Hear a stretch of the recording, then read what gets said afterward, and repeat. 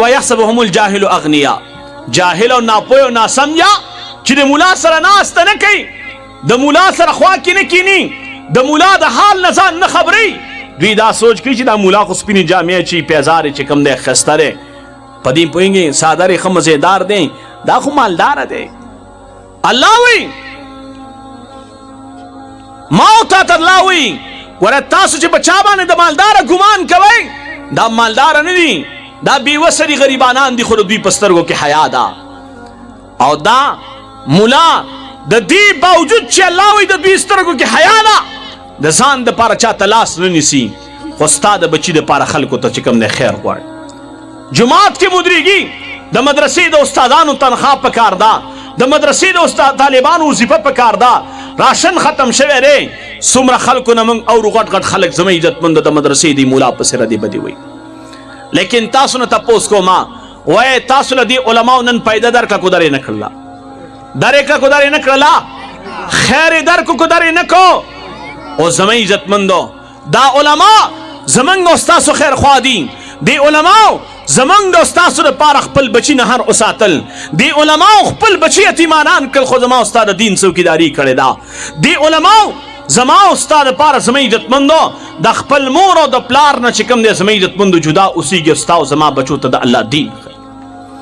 دی علماو تاسو له ناظره خوان درکو، دی علماو حافظ قرآن درکو، دی علماو د جنازې پړاولو والا مولا تاسو له چې کوم دی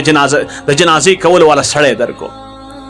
زموږ عزتمندو د دې علماو قدر وکئ، د دې علماو پیساب اوچت کئ، د دې علماو سره محبت وساتئ، د دې علماو خیرخوا جوړ شئ. قسم دی د دې علماو سره محبت کولو په ذریعه باندې به تاسو مونږ الله رب العزت جنت ته داخلئ. او تاسو به اورېدلي علما کرامو نه، علما فرمایي قیامت په ورځ به الله پاک یو سړي ته د خیر اراده کړي او ورته به وي دا سړی به ګناهګار وي، د سره به څه عمل نه وي، ورته به وي جنت ته ځه، د سره به جهنم ته ځه، د سره به د جنت د تلو څه عمل نه وي، خو الله به ورته خیر اراده کړي چې دا سړی زه جنت ته بوځمه.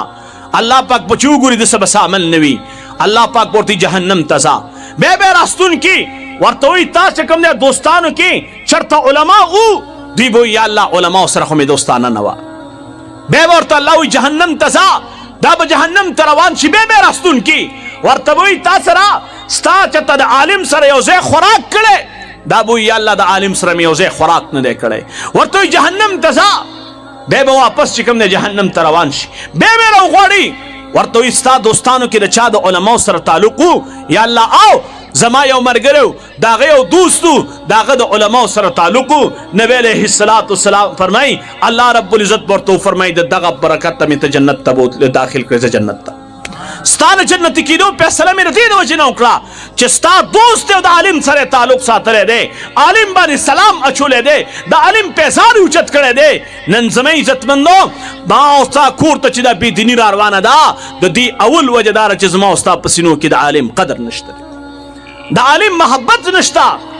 او چې کله زما او ستا سینو کې د علماو قدر پیدا شو، د عالم محبت پیدا شو، بیا به زما او ستا کور کې بایزید بستامي پیدا کېږي، بیا به زما او ستا کور کې علي حجویري پیدا کېږي، بیا به زما او ستا کور کې امام بخاري پیدا کېږي، بیا به امام ترمذي پیدا کېږي، د شپې تهجد ګزار به پیدا کېږي، رب ته زاري کوونکی به پیدا کېږي. خدا به هله پیدا کېږي چې زما او ستا په سینه کې د مسجد د امام قدر وي.